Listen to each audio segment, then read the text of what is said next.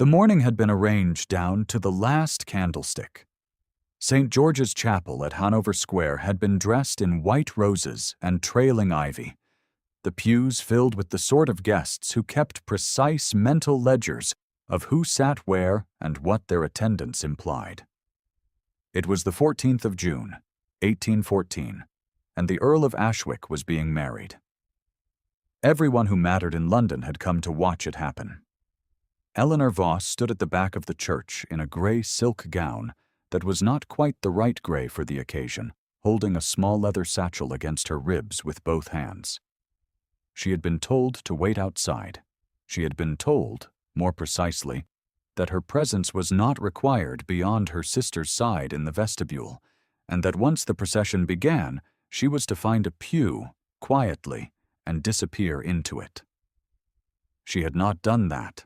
She stood now at the rear aisle, the satchel pressed against her stays, and she watched her sister, Cecily, move toward the altar in 300 pounds worth of ivory organza. Cecily was everything the season had certified her to be. Fair-haired, composed, the daughter of Sir Harold Voss of Hertfordshire, young enough to inspire sympathy and well-positioned enough to command a useful match. The Earl of Ashwick was considered a considerable prize. Cecily had said so herself, in the breathless tone she reserved for things she had been told to feel. The Earl stood at the altar and did not look at his approaching bride. He looked straight ahead, jaw set, one hand resting loose at his side and the other curled slightly at his coat pocket, as though holding something he could not afford to name. He was 34 years old, dark-haired, with a stillness about him that most of the room read as dignity, and Eleanor had spent 6 months reading as grief. His name was Nicholas Carew, and he had asked her sister to marry him at a card party in March. And Eleanor had not been invited to the card party, and she had not known until Cecily arrived home glittering and triumphant at 11:30. The service began. The chaplain's voice filled the nave with the comfortable formulas that had managed English matrimony for 200 years. Eleanor's hands tightened on the satchel. She had not come to St. George's Chapel today to make a scene. She had come because she had spent 3 weeks telling herself there was nothing in the leather satchel that required her to act, and because that had stopped being true at 7 o'clock that morning, when she had finally read every page of what the satchel contained. And because the alternative was to stand in a pew in the wrong gray and let something be made permanent that could not, in law or conscience, be made so. The chaplain reached the question, "If any person here present knows of any lawful impediment to this marriage, let him now declare it, or else forever hold his peace." The silence held for one long breath. Then Eleanor walked down the aisle. She heard the room shift before she reached the halfway point. That collective inhalation a crowd makes when it understands that something it was not prepared for is about to happen. She heard Lady Ashwick, the Earl's mother, make a sound that was not quite a word. She heard Cecily turn. She kept walking. Nicholas Carew looked at her for the first time since she had entered the church. His expression did not change. That was the thing about him she had never managed to account for, in all the months she had spent trying to understand him at a careful social distance. His face held whatever it was holding, and it held it completely, and the only sign that he was registering anything at all was a slight tension at his jaw and a quality of attention in his eyes that made the person receiving it feel they were being read, with great precision, at considerable cost to both parties. She stopped at the foot of the altar steps. She said, her voice steadier than she had any right to expect, "I have a lawful impediment." In the satchel was a marriage certificate. It bore the Earl of Ashwick's signature, witnessed and dated. It bore her name. If the name on the certificate surprised anyone in the room, it surprised no one more than the woman standing in the gray silk gown, whose hands had gone quite cold, and who understood, for the first time, exactly what the Earl had intended when he had approached Sir Harold Voss 3 weeks before the card party in March, with a document neither of them had expected anyone to find. If you are staying to understand what brought Eleanor Voss to the foot of that altar, then settle in. This is a story about a marriage that happened before a wedding, and a woman who did not know she was already a countess. It had begun, as many impossible things do, with a letter written to the wrong person. Her father was not a dishonest man. He was, more precisely, a man with an excellent memory for sums and a tendency to conflate legal convenience with moral tidiness. When the Ashwick estate had approached him in the late autumn of 1813 regarding a land arrangement that might suit both families, he had handled the correspondence with the efficient goodwill he brought to all his business. When the solicitor's letters grew more specific, and when a particular clause was proposed that would bind the matter more permanently through a familial connection, he had thought of his 2 daughters in the abstract, and chosen the younger one on grounds he did not feel required examination. The grounds, had he examined them, were not complex. Cecily was prettier, more accomplished, and more eager. Eleanor was 24, and she asked questions. Eleanor was the elder daughter of a man who loved her and found her occasionally difficult, which in this instance meant that she paid attention to things he would have preferred she left to him.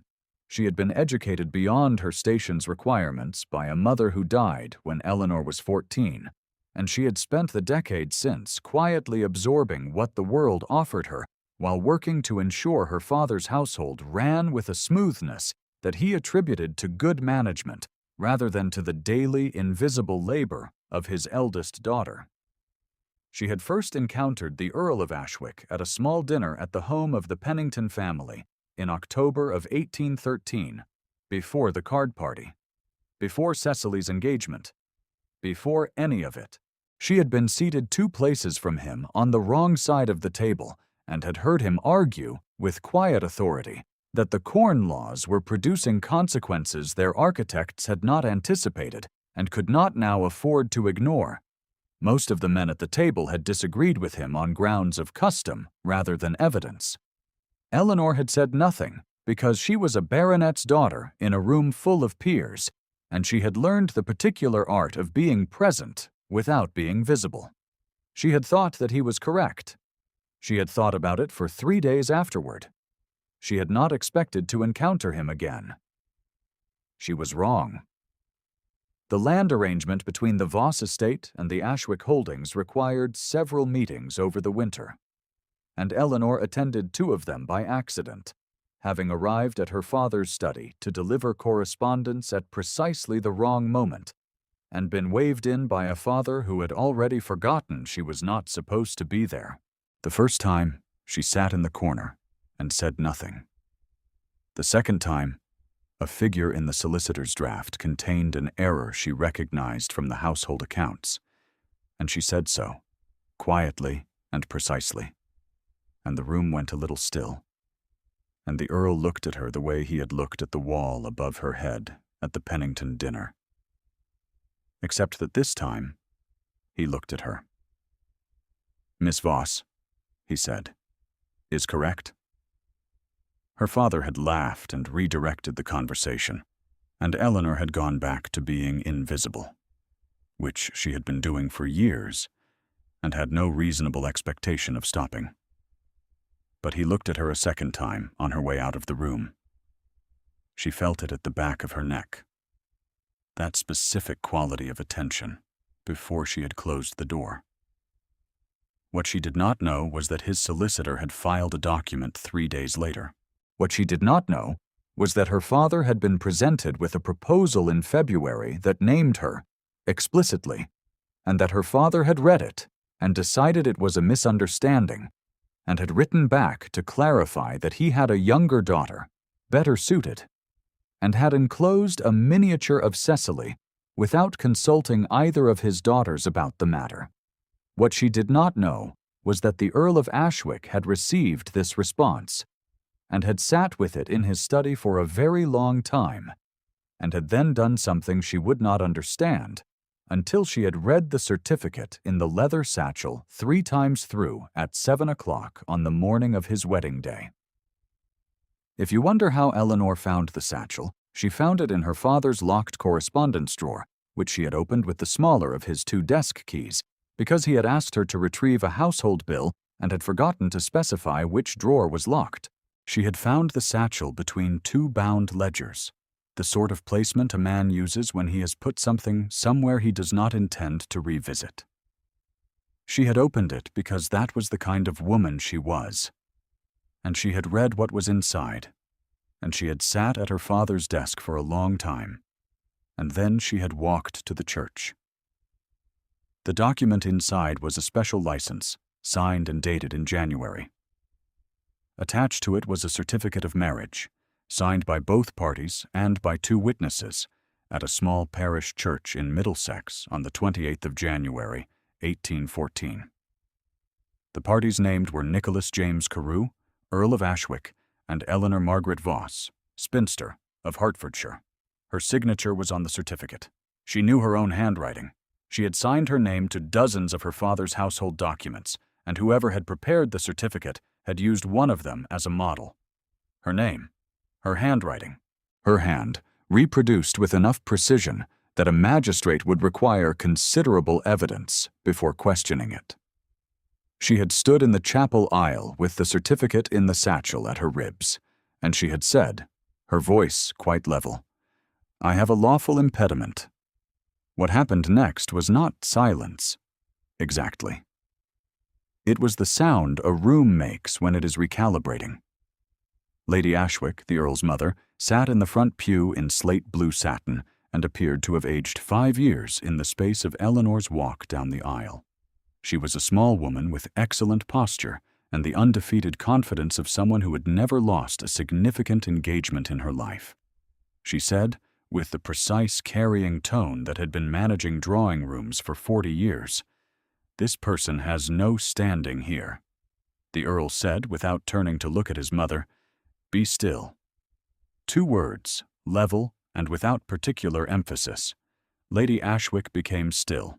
The chaplain was looking at Eleanor with the expression of a man who had performed several hundred marriages and had never, in all those years, required an understanding of what to do when one was interrupted. Eleanor opened the satchel. She removed the certificate. She held it where the Earl could see it. He looked at it for a long moment. His face held, as it always held, whatever it was holding. Then he said quietly, "I will need to speak with Miss Voss." There was a very long pause.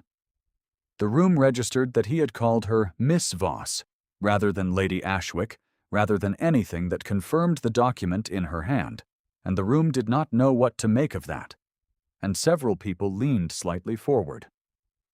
Cecily had not moved from the center of the aisle.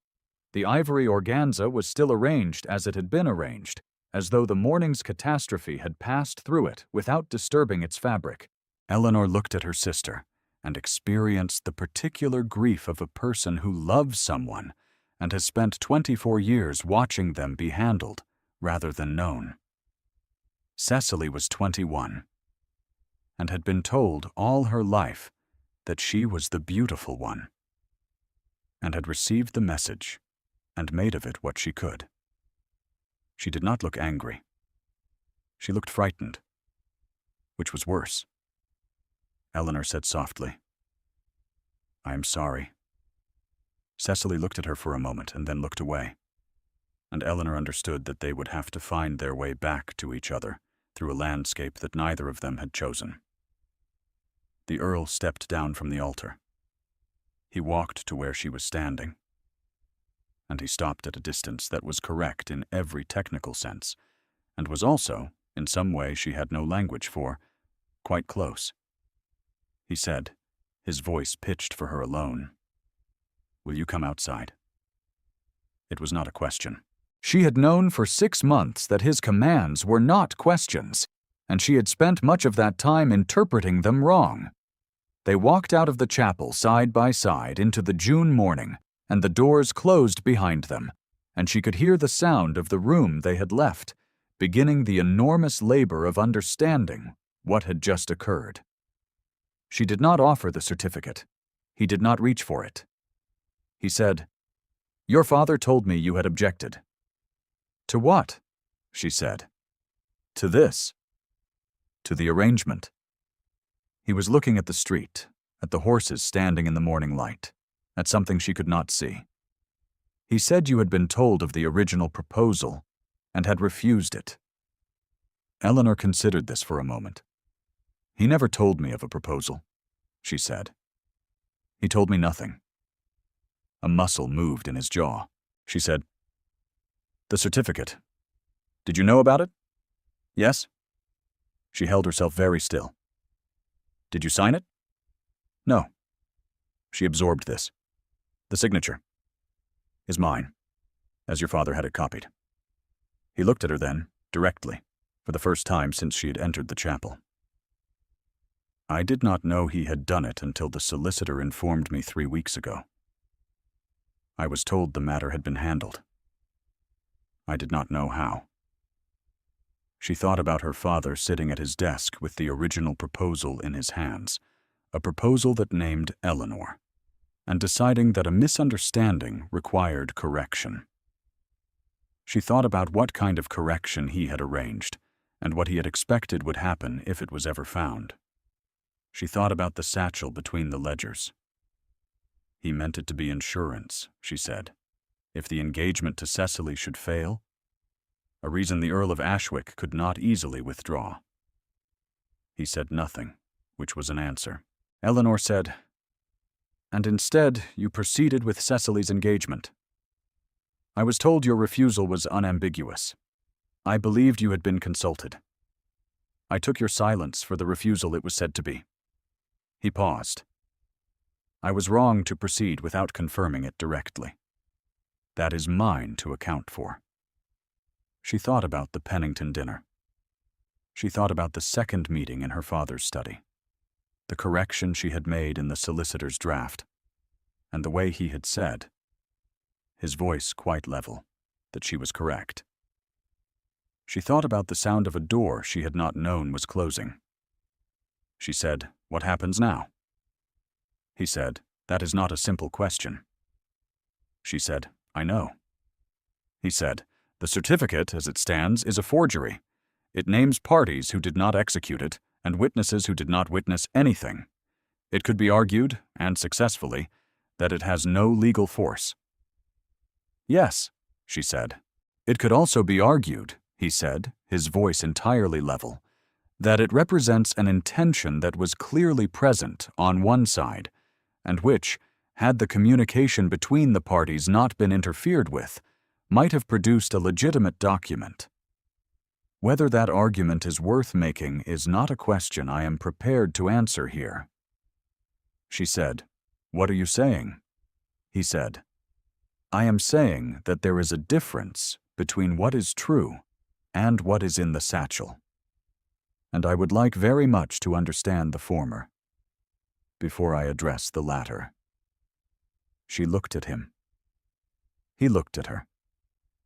The June morning was bright and specific, full of bird song and the sound of horses and the distant murmur of a chapel full of people who had come to watch a wedding and had received something considerably more complex. She said, "I did not come here to force your hand." He said, "I know." She said, "I came because what is in the satchel, if used as my father intended, would be a wrong done to you. I came because I could not remain quiet about a wrong, even one that might have benefited me." He looked at her for a long time, and something in his face shifted, not all the way, not into anything she could name, but enough that she felt it as a change in weather. He said, 6 months ago I sat across a dinner table from a baronet's daughter who told a room full of peers that the solicitor's draft was incorrect. She was correct. Eleanor said nothing. He said, "I have spent 6 months in a negotiation I believed was about land." He was quiet for a moment. He looked at his own hands and then back at her. He said, "Miss Voss, I would like to ask you a question." She said, "Yes?" He said, Not about the certificate. She said, I understand. He said, I am asking whether you would consent to a conversation, in full knowledge of what I have just told you, with no obligation on your side and no assumption on mine. She said, Yes. She said it without hesitation, which surprised her, and which she did not try to conceal. She heard the chapel door behind them and turned. Lady Ashwick had come out alone, without her fan, which Eleanor understood was a measure of the extremity of circumstances. The Countess looked at Eleanor with the expression of a woman who had managed the Ashwick interests for 40 years and was in the process of performing a very rapid calculation. She said, The solicitor is asking for direction. Nicholas said, The solicitor may wait. Lady Ashwick said, with a precision that was almost admiring, You are not who I expected. Eleanor said, I am aware. Lady Ashwick looked at her son for a moment, and then at Eleanor, and then she said, Come inside, Miss Voss. Whatever else this morning produces, you should not be standing in the street. It was not warmth. It was something more interesting than warmth. It was recognition of the minimum sufficient position, which was its own kind of capitulation. Eleanor followed her inside. She was aware, in the garden air, of the space between them, of the particular quality of his attention as a physical thing, the way it reorganized the air in her peripheral vision and sharpened the morning light into something specific. She had been aware of it in her father's study, and had told herself it was merely the attentiveness of a man accustomed to conducting negotiations with care.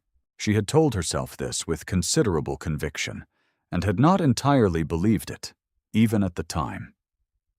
The next several hours were not, in the language of romance, an occasion for intimacy. They were an occasion for solicitors. 2 were called. One of them was her father's, which produced a charged stillness in the vestibule when he arrived and looked at Eleanor, and understood from her expression that the satchel had been opened. Her father arrived shortly thereafter, pale beneath his composure, and Eleanor watched him look at the Earl, and understand that the arrangement he had imagined he was managing had come entirely undone. She felt the grief of it alongside the anger, because her father was not a malicious man, and she knew that. He was a man who had seen a solution and had reached for it without examining what the reaching cost. She would have to find her way through that, too, in time. The certificate was examined by both solicitors and confirmed to be a forgery, competently executed and legally without force. Sir Harold offered to make a full written statement to that effect. He was told, quietly, by the Earl, that this would be addressed in due course. Cecily sat in the chapel vestibule with the ivory organza arranged around her and accepted a glass of water from a footman. She said to Eleanor, very quietly, Did you know? Before today. Eleanor said, No. Cecily said, Would you have told me, if you had known? Eleanor said, Yes. Cecily was quiet for a moment. Then she said, I thought he liked me. Eleanor said, I believe he tried to.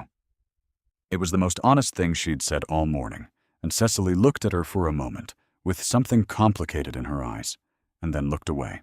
The guests had been quietly informed that the service would not be completed and were in the process of departing, a procedure that produced an exodus of exactly the kind of controlled, dignified haste that London society employs when it has witnessed something it intends to discuss for the next 3 months. Lady Ashwick saw them out personally, which Eleanor noted with a kind of unwilling respect.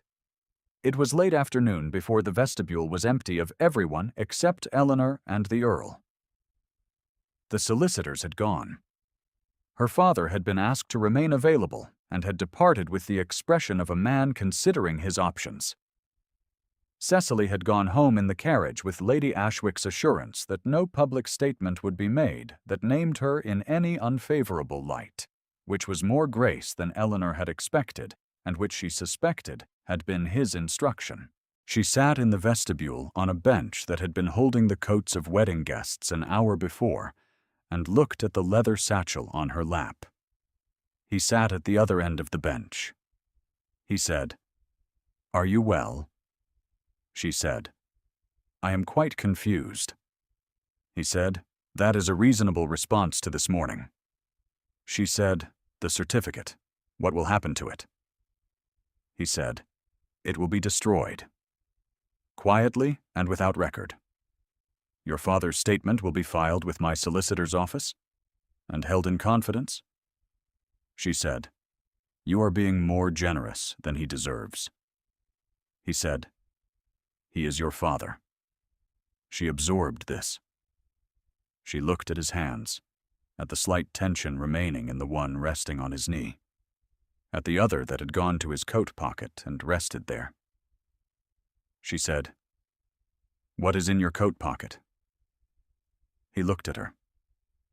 Then he took his hand from the pocket, and from the pocket he withdrew a small object. It was a miniature portrait in a worn gilt frame, and it was very clearly not a portrait of Cecily. Eleanor looked at it for a long moment. It was a fair likeness, she thought, better than she would have expected from a miniature delivered in a letter she had never known was sent. She said, "He sent you my miniature, with his response." He said, "Yes." She said, "He sent it to tell you he had a younger daughter." He said, "That is what his letter said." She said, "And yet you kept it." He said nothing for a moment. It seemed a considerable discourtesy to discard a woman's portrait simply because I had been informed she was unavailable. She looked at the worn edge of the frame, at the care with which it had been carried, at the particular fact of its presence in his coat pocket on the morning of his wedding to someone else. Her hands were not entirely steady. He said, "Eleanor." It was the first time he had said her name. Not Miss Voss. Her name, simply, as though it had been in his mouth for some time, and had finally found its occasion. She felt it in the same way she had felt the quality of his attention in her father's study, at the back of her neck, in her throat, in the specific awareness of exactly where he was in relation to where she was. She said, "Yes." He said, "I would like to ask you that question now." She said, "The one that is not about the certificate." He said, "Yes." She looked at him. The chapel was empty around them, the roses still in the pews, the candles burned low, the whole careful apparatus of a morning that had been arranged down to the last detail and had become something else entirely. She said, "Ask it." He said, "I have managed an estate and a title and a seat in the Lords, and I have done all of it. For the past 4 years, in a silence that I had begun to think was simply what remained. And then I sat at a dinner table, and someone told a room that the draft was incorrect, and I spent 6 months trying to find a way to say that I believed the correction was right, and that I wished to be corrected again. And I was managed out of the opportunity by people who meant well and did not know what they were managing." He stopped. He looked at the miniature in his hand, and then at her. He said, "I am asking whether you would permit me the opportunity I was managed out of." Eleanor looked at him for a long time. The June light was coming through the chapel windows and landing on the worn frame of the miniature, and on his hands, and on the plain gray silk of her gown, and outside the horses were still waiting, patient and indifferent, in the ordinary summer afternoon. She said, "What does that mean, precisely, in terms you could state to a solicitor?" Something shifted in his expression. Something she would, later, come to understand was the nearest thing he possessed to amusement.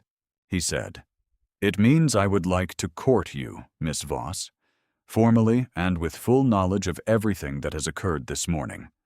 I would like your consent to call on you and to make myself known to you in the ordinary way that I was denied the opportunity of doing 6 months ago. And I would like, if at the end of such a period you find me tolerable, to ask you something rather more significant than a question about a solicitor's draft." Eleanor said, "That is a great deal to put to a woman sitting in a wedding vestibule in the wrong gray." He said, "Yes." She said, "I should tell you that my father will require a very serious conversation." He said, "I am aware." She said, "And that my sister and I will need considerable time." He said, "Also aware." She said, "And that I have opinions about the corn laws." He said, "I remember." She said, "I tend to voice them." He said, "I am relying on it." Eleanor looked at the miniature, still in his hand, worn at the edges the way things are worn when they have been carried. She said, "You may call on Tuesday." He said, "Tuesday?" She said, "My father is out on Tuesday mornings. I will receive you in the drawing room. Without my father." He said, "I will be there." She stood. She gathered the satchel, which held now only an object whose legal standing had been annulled, and whose meaning, she was beginning to understand, had never been what her father intended it to be. She looked at the Earl of Ashwick, who stood when she stood, as was correct, and who was watching her with that quality of attention she had spent 6 months misreading. She said, "I should go." He said, "Yes." She said, "Tuesday, then." He said, "Tuesday." She walked out of the chapel into the June afternoon, and the air was warm, and the horses stood patient in the street, and London continued its ordinary operations around the peculiar wreckage of a morning that had been arranged down to the last candlestick and had become something no one had arranged at all. She walked 3 streets before she allowed herself to stop and feel the full weight of what had occurred. And then she allowed herself one moment of something that was not quite triumph and not quite relief, but was, somewhere between the two, the beginning of an understanding that she had, this morning, done a very costly thing for someone who had required it, and that the person who had required it had been, in some way she could now begin to examine, waiting for her. If you would like to know how Tuesday went, then let the story carry forward, because it does not end in that vestibule. It does not end quickly, either. The Earl was not a man who moved through emotion at any speed other than the one it required, and Eleanor was not a woman who offered herself without first being certain of her own ground, and between the two of them, they conducted a courtship of considerable slowness and considerable intensity over the remainder of that summer and autumn. Her father was spoken to. The conversation was serious and resulted in a written accounting of the relevant correspondence, every letter preserved and placed with the Ashwick solicitor. Cecily went to stay with an aunt in Bath and returned in October with a kind of careful composure that Eleanor recognized as recovery, and met with the patient attention her sister had always deserved and had not always received from a household too focused on its own arrangements. Lady Ashwick called on Eleanor in August, unannounced, at 10 o'clock in the morning, and sat in the drawing-room with a cup of tea, and examined Eleanor for 30 minutes, with the thorough attention of a woman deciding where to place her authority. At the end of the 30 minutes, she said, "You know he has not been well since his brother died."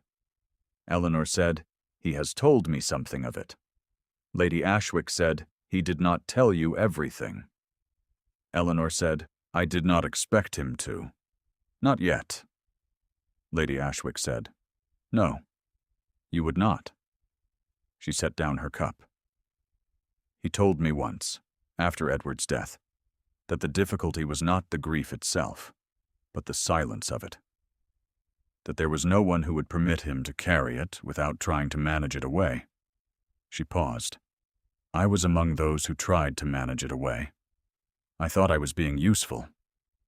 Eleanor said nothing. Lady Ashwick said, "You are the kind of person who would not do that." Eleanor said, "I would try not to." Lady Ashwick said, "Yes, I think so." She stood. "I will see you at Almack's next Wednesday. Wear something other than gray." She left. Eleanor sat with the tea and understood that she had, in the careful language of this world, been accepted. Not warmly, not yet, but with the kind of honesty that was worth more than warmth. Nicholas told her about his brother Edward on a Tuesday in September, in the drawing room with the autumn light coming through the windows and a fire laid against the early chill. He did not make a speech of it. He said that Edward had been the person in the family who knew how to be easy, and that when Edward died of a fever in 1810, he had found himself in a house that did not know how to manage itself without ease, and that for 4 years he had tried to perform the function, and had found it beyond him. He said this plainly, in the manner of a man reporting a fact. He looked at the fire while he said it. Eleanor said, "I am sorry about Edward." He said, "Yes." She said, "I think you are easier than you believe yourself to be." He looked at her. She said, "You are easy with the people who do not require performance. You have been easy with me all morning." He said, "You do not require performance." She said, "No." He was quiet for a moment. Then he said, "I have been carrying a miniature portrait for 8 months." She said, "I know." He said, "It is, objectively, a somewhat extreme response to a dinner party." She said, "I thought you were looking at the wall." He said, "I was." And then I was not. He reached across the small distance between their chairs, very slowly, and took her hand where it rested on the arm of the chair, and simply held it. Not a claiming, not a possession, but a question asked in a language that did not require words and could not be answered with propriety, and was answered anyway. By the fact that she did not remove her hand, and by the fact that her breath went very quiet, and by the fact that he felt it go quiet and let the silence sit between them, neither of them requiring anything else of it. The fire burned. The autumn light moved across the floor. She thought about the Pennington dinner, and about a draft with an error in it, and about a church full of people, and a walk down an aisle in the wrong gray. She thought about everything that had been managed around them and between them, and in their absence, and about the particular kind of stubbornness it took to carry a thing for 8 months in a coat pocket and say nothing about it. She thought that he was not easy. He was the thing that remained after everything easy had been stripped away. That was exactly what she wanted.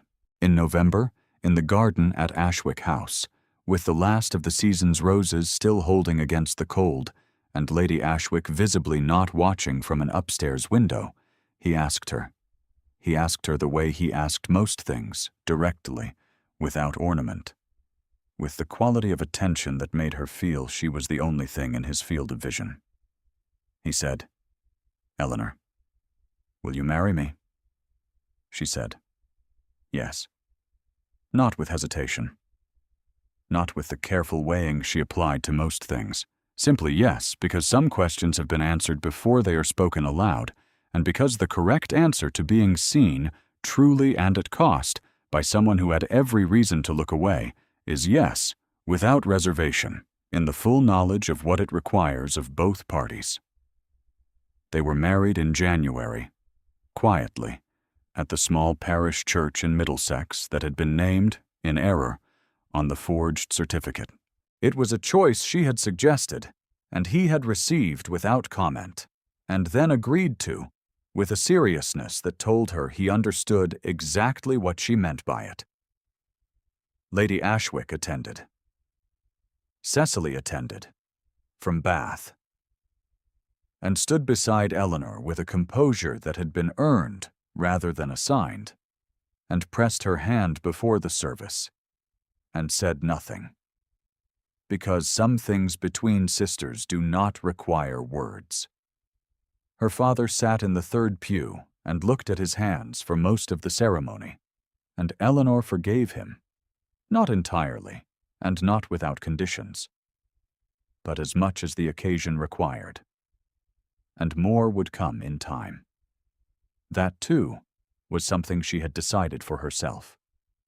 Afterward, in the carriage, on the way to Ashwick House, she held the leather satchel on her lap one final time. She had kept it as a kind of joke she made to herself, empty now of everything except the memory of what she had carried into St. George's Chapel on a June morning in the wrong grey. He looked at it, and then at her. He said, "Still," she said, "I thought it might be useful." He said, "For what?" She said, "In case anyone requires a lawful impediment at some future date." Something moved in his expression, not quite a smile, but its recognizable precursor. He said, "There will be no impediments to this marriage." She said, "No." He said, "Eleanor." She looked at him. He said, "You are the correction I have been waiting to make." She thought about that. She thought about a draft with an error in it, and about the word correct spoken in a low-level voice in a room that had gone still, and about 8 months of a miniature in a coat pocket, and about yes, said without reservation. She said, "Then we are both corrected." The carriage turned through the gates of Ashwick House, and inside the house a fire had been lit against the January cold, and in the front hall Lady Ashwick was already directing the arrangement of flowers in the particular manner of a woman who has decided to welcome what she has chosen to accept. And Cecily's letter from Bath was on the hall table, and the roses from the garden had been brought indoors and arranged in a vase by the study window, and the portrait of Edward Carew hung in the gallery where it had always hung, not turned to the wall any more. They were home. If this story has stayed with you, leave a word in the comments. Eleanor's walk down that aisle in the wrong grey was a long time coming, and every story like hers deserves to be heard. The roses on the study windowsill were still open. Outside, the January light fell clean and cold across the Ashwick grounds, and inside the fire burned, and the satchel sat on the hall table, empty at last.